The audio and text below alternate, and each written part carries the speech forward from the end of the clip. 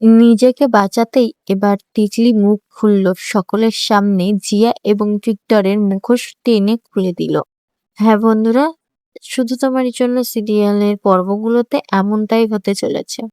তো চলো জানা যাক বিস্তারিত। আর রাহুল যখন বাড়িতে ফিরে আসে, বাড়ির সকলেই ভালো লাগলেও ভালো লাগে না জিয়া, ভিক্টর এবং তিতলি। তিতলি মনে মনে বলতে থাকে, এমা এ তো জিয়া আর ভিক্টর কিছুই করতে পারেনি দেখছি, এবার আমাকেই যা করার করতে হবে। রাহি তখন নিজের বোনের দিকে তাকাচ্ছিল এবং সে বুঝতে পারে মনে মনে কিছু একটা বলছে তিতলি। তখন রাহি তিতলির কাছে গিয়ে বলে, কি ব্যাপার তিতলি, তুই খুশি হসনি? তখন তিতলি থতমত খেয়ে বলে, এ কি কি বলছিস জি ভাই, আমি কেন খুশি হব না? তিতলি তখন বলে, এমা তুই কেন এরকম ভাবছিস জি ভাই? এরপরেই দেখা যায় রথযাত্রা নিয়ে মেতে ওঠে বাড়ির সকলেই, কিন্তু রাহির মনে এখনো তিতলির মধ্যে সন্দেহ লেগেই থাকে। রাহি মনে মনে বলে, আমি জানি তিতলি, জিয়া আর ভিক্টর তোরা কিছু একটা প্ল্যান করছিস, তোরা একই সঙ্গে আছিস। আমি শুধু প্রমাণ পাচ্ছি না, তাই আমি একবার প্রমাণ পেয়ে যাই, দেখবি কিভাবে আমি সকলের সামনে টেনে দাঁড় করে নিয়ে আসি সকল সত্যটা।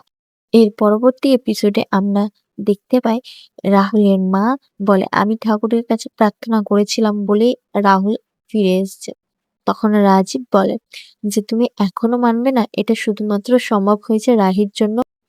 তখন রাহুলের মা চুপ করে যায় এবং পরবর্তী এপিসোডে রাহি তিতলির দিকে তাকায় এবং তাকে ডাকে।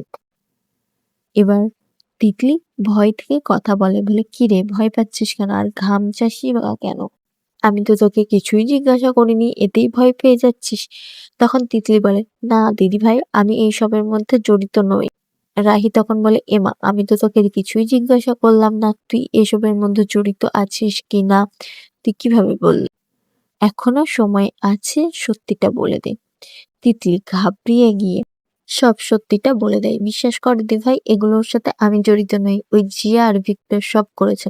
তখন রাধিকা এসে বলে, কি ব্যাপার, তুমি আবার আমার স্বামীকে এরকম ভাবে বলছো? না দিদি ভাই, আমি বলতে চাইনি, কিন্তু বাধ্য হয়েছি, কারণ সব প্রমাণ আছে আমার কাছে। এই ঘড়িটা দেখতে চিনতে পারছো? তখন রাধিকা বলে, হ্যাঁ এটা তো আমার হাজবেন্ডের ঘড়ি, কদিন আগে খুঁজে পাচ্ছিল না। তখন রাহি বলে, না সিসিটিভি ফুটেজে জামাইবাবুকে দেখা গেছে এবং সেখানে ঘড়িটা সে হারিয়েছে। তো হ্যাঁ বন্ধুরা, তোমরাই এমনটাই চাও তো, যাতে এভাবে ভিকি আর জিয়া ধরা পড়ুক?